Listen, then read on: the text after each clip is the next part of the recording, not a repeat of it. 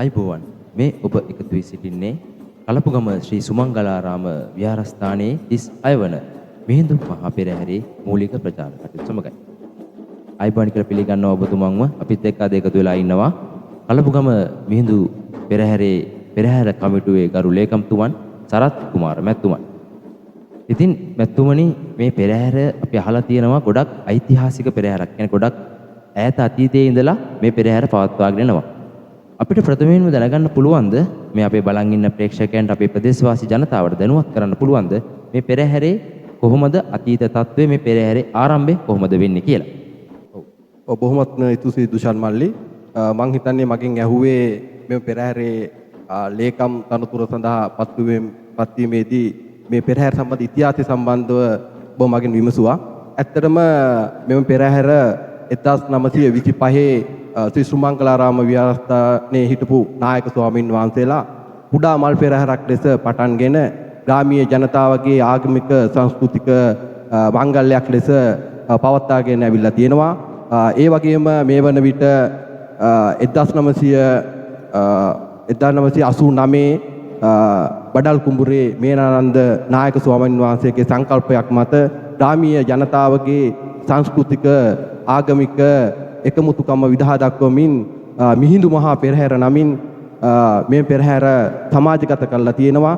එතෙන් සිට අවුරුදු 36ක නැත්නම් වාර 36ක කාලයක් මේ පෙරහැර නොකඩවා අභිමාණයෙන් කල්පුගම ශ්‍රී සුමංගලාරාම විහාරස්ථානය ඉතාම ප්‍රසිද්ධියට පත් වෙලා තියෙනවා. කළුතර දිස්ත්‍රික්කයේ නොදන්නා කෙනෙක් නොවන තරමට මේ පෙරහැර ඉතාමත් ප්‍රසිද්ධියට පත් වෙලා මේ වතාවේ ලේකම් ධූරය සඳහා 2025 මිහිඳු මහා පෙරහැර සාර්ථක කර ගැනීම සඳහා මට මහත් ආඩම්බරයකින් මෙම මංගල්‍ය සාර්ථක කර ගැනීම සඳහා මගේ උපරිම කැපකිරීම කරනවා කියලා මම මේ අවස්ථාවේදී කියා සිටිනවා. පෙරහැරක් කියන්නේ මේ අද පටන් අරන් හෙට කරන්න පුළුවන් පෙරහැරක් නෙවෙයි. මොකද මේ පෙරහැරක් කියනකොට තියෙන වැඩ කටයුතු බොහොමයි. ඉතින් අපිට දැන් දැනගන්න පුළුවන්ද මේ පෙරහැරේ වර්තමාන තත්ත්වය ඔබතුමාලා මේ පෙරහැර සාර්ථක කරගන්න අරන් තියෙන ක්‍රියාමාර්ග මොනවාද? මේ පෙරහැරේ වර්තමාන තත්ත්වය මොනවාද කියලා අපේ මේ ගමේ ජනතාවට දැනගන්න පුළුවන්. ඔව් දුෂාන් මල්ලි මං හිතන්නේ අවුරුදු 35ක් මේ පෙරහැර භාණ්ඩාගාරික ලේකම් සභාපති යන තනතුරු සීලුම් දෙනාම එකතු වෙලා ඉතාමත් සාර්ථක ලෙස කරපු ප්‍රතිඵල ලේඛන අනුව ඒ අයවැය ලේඛන අනුව මට මහත් රුකුලක් වුණා. ඇත්තට මම බෙහෙම ස්තුතිවන්ත වෙනවා පෙර ලේකම්වරු සීලු දෙනාටත්. ඒ වගේම මෙම පෙරහැර කරපු නායක ස්වාමීන් වහන්සේලාගේ උපදෙස් මත සීලුම පෙරහැර සාර්ථකව කර ගැනීමට හැකියාව ලැබිලා තියෙනවා. එම නිසා තමයි මේ පෙරහැර 2025 36 වෙනි වතාවට මාගේ ලේකම් ධූරයේ යටතේ නායක ස්වාමීන් වහන්සේගේ උපදෙස් මත මෙම පෙරහැර සාර්ථක කර ගැනීමට හැකියාව ලැබිලා තියෙනවා. ඇත්තටම ඔබ දුෂාන් මල්ලි ඇහුවේ ඔබ මේ ලේකම් ධූරය ලැබලා 2036 පෙරහැර කොහොමද සාර්ථක කරන්න කියලා. ඇත්තටම මේ පෙරහැර පැවැත්වීම සඳහා මම මුලින්ම කරේ මේකට සැලසුම් වාර්තාවක් හැදුවා. ඒ සැලසුම් වාර්තාවේ ආරම්භයේ සිට පෙරහැරක අවසානයේ දක්වා සීලමු තොරතුරු දත්ත පෙර කමිටු පෙර වාර්තානු සකසන ලද ලිපිගොනුවක්. ඒ ලිපිගොනුව නායක ස්වාමීන් වහන්සේට අපි බාර කරා.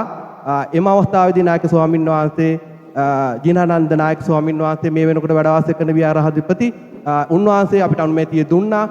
ඒ අනුව මම ලේකම් ධූරේ වැඩ ආරම්භ කරා පෙබරවාරි මාසයේ. ඒ වෙන විට මට කියන්න සතුටුයි අපි ආරම්භයක් හැටියට ග්‍රාමීය ජනතාව දැනුවත් කිරීම, රාජ්‍ය ආයතන දැනුවත් කිරීම, වෙළඳ ආයතන දැනුවත් කිරීම, ඒ වගේම මේ විෂයපත්‍යට ලොකු කරුණු ගොඩක් තියෙනවා. කමිටු 30ක ප්‍රමාණයක් තියෙනවා. සංවිධායක කමිටු 100ක ප්‍රමාණයක්, සමාජික සීරු ප්‍රමාණයක් වුණ ඇත්තටම බැරරුම් කාර්යයක් මේක සාර්ථක කර ගැනීම සඳහා ඇත්තටම නායක ස්වාමීන් වහන්සේ මට නොපිළිහෙලා සහයෝගය ලබා දෙනවා. ඇත්තටම මේ වන විට මේ පෙරහැර පැවැත්වෙන්නේ අගෝස්තු මාස 2025 අගෝස්තු මාස 23 මේ වෙනකොට තව මාස 3ක වගේ කාලයක් තියෙන්නේ. අපි පටන් අරන් දැන් මාස 2ක වගේ කාලයක් වෙනවා.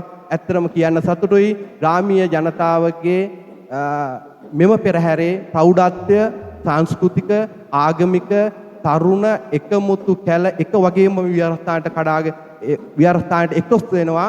ඒක අපිට මහත් ලොකු හයියක්. ඇත්තම නායක ස්වාමීන් වහන්සේගේ උපදෙස් මත සීලු දිය සිදු වෙනවා. ඒ වගේම මේ පෙරහැරේ ලිපිගොනු තත්ත්වය මේ වෙන විට අපි සම්පූර්ණ කර හමාරයි. ඒ වගේම කියන්න සතුටුයි මේ පෙරහැරේ ලොකු මාංගය ලෙස අපි බලාපොරොත්තු වෙලා තියෙන්නේ පෙරහැරේ නැටුම් කණ්ඩායම් සම්බන්ධව. ඇත්තටම කලපුගම ග්‍රාමීය ජනතාව විසින් සීලු නැටුම් කණ්ඩායම් මෙම විහාරස්ථානයට පැමිණ අදාළ නැටුම් කණ්ඩායම් අදාළ දායකත්වය පින්බර දායකත්වය අපිව දිරිගැන්වීම දායකත්වය සියලු දේ ලැබිලා මේ වෙනකොට සටහන් කර හමාරයි. මේ වෙන විටත් ඒ ක්‍රියාත්මක කිරීම සැලසුම්ගතව සැලසුම් විදිහට වාරානුව මාසානුව ඉදිරියට යනවා. ඒ කියන්නේ පෙරහැරේ තත්ත්වය බොහොම සාර්ථකයි. අපිට සාර්ථක පෙරහැරක් දැක ගන්න පුළුවන් අගෝස්තු මාසේ 23 වෙනිදාට. හරි. එහෙනම් අපිට සහ මේ අපේ බලන් ඉන්න සියලුම ජනතාවට ඔබ පෙරහැර පිළිබඳව ඔවුන්ගෙන් මොනවද ඔබ බලාපොරොත්තු වෙන්නේ සහ ඔබෙන් මොනවද ඔවුන්ට ලැබෙන්නේ සහ ඔවුන්ගෙන් මොනවද බලාපොරොත්තු වෙන්නේ කියලා අපිට දැනගන්න පුළුවන්ද මේ අගෝස්තු මාසේ 23 වෙනිදාට. ඔව් ඇත්තටම දුෂාන් මල්ලි මගෙන් ඇහුවේ 2025 අගෝස්තු මාසේ 23 වෙනිදා ඔබ පෙරහැර මංගල්‍යයේ කොහොමද ජනතාවට ඔබ මොකද්ද කියන්නේ ජනතාවගේ මොකද්ද ලබාගත යුතු ආකාරය සම්බන්ධයෙන් තමයි මගේ මුසේ. ඇත්තටම දුෂාන් මල්ලි මේ වෙන විට කිලෝමීටර 7ක වගේ ප්‍රමාණයක් මේ වෙනුවට පෙරහැර මාර්ගය ලෙස අපි හඳුනාගෙන තියෙනවා. ඒ මාර්ගය තුල ගමන් ගන්න අවස්ථාවේදී මම හිතන්නේ අපිට මන්සන්දි 4කට හෝ 5කට ආසන සංඛ්‍යාවක් අපිට මේ මාර්ගයේ දිස් වෙනවා. ඒ මන්සන්දි 5-6 තුලම ඉතාමත් අභිමානවත් ලෙස ප්‍රෞಢත්වය විදහා දක්වමින් මේ සීලු නැටුම් කණ්ඩායම් එතනදී ඇත්තටම ඒ නැටුම් පෙරහැරේ තියෙන ගුණාංගය වැඩි කරන අවස්ථාවල් මම කවුරුත් දන්න දෙයක්. ඒ හින්දා අපි මේ අවස්ථාවල් ඒ අදාළ ස්ථානවල ඉතම ප්‍රගුණ කරන විදියට තමයි ඒක සැලසුම් කරලා තියෙන්නේ. ඇත්තටම අපි මීට අමතරව මෙම පෙරහැර මාර්ගයේ තුර සජීවී තිර 5කට ආසන සංඛ්‍යාවක් අපි දියත් කිරීමට ඒ සැලසුම් කරලා තියෙනවා. ඇත්තටම ආරම්භය විහාරස්ථානයෙන් පෙරවරු රාත්‍රී 7ට පිටත් වෙනවා. රාත්‍රී 7ට පිටත් වෙන පෙරහැර මං හිතන්නේ වීදි සංචාරය කරලා පෙරහැරට එන යම්කිසි කාලයක් ගත වෙනවා. ඒ කාලය ගත වෙන අවස්ථාවේදී මෙම විහාරස්ථානට පැමිණීමට දුර ප්‍රදේශයකට පැමිණීමට නොහැකි අයට අපි තිර මගින් ඒ සජීවී දත්ත පෙන්නුම් කරගෙන අපේ මීඩියා යුනිට් එක කියලා අපේ යුනිට් එකක් අපි හදලා තියෙනවා. මේ පෙරහැර කමිටුව හදපු අලුත් ගුණාංගයක්. ඒ ඇත්තටම මේ පිරිස මේ වෙන විට මෙම ක්‍රියාවලිය සඳහා අලුත්ම නව ප්‍රවණතා එකතු කරගෙන අපිව දිරිගන්නමින් මේ ජනතාවට ලෝකයට ලංකාවේ සියලුම දෙනාටම මේක බලා ගන්න පුළුවන් විදිහට අපේ මීඩියා යුනිට් එක ඒ සහෝදර පිරිස ඉතාමත් කැප වෙලා වැඩ කරනවා. ඒ වගේම මේ අවස්ථාවේදී මට කියන්න තියෙන යුනිට් එකට බොහොමත් ස්තුතියි. ඒ වගේම මම මේ අවස්ථාවේදී මෙම පෙරහැර ඉතිහාසයේ සියලුම මේ පෙරහැර මේ තක්වා මෙතනට රැගෙනීම සඳහා සියලුම දායකයෝ සියලුම නිලධාරීන්නා සියලුම ජනතාවට ඇත්තට බෙහෙම ස්තුතිවන්ත වෙනවා.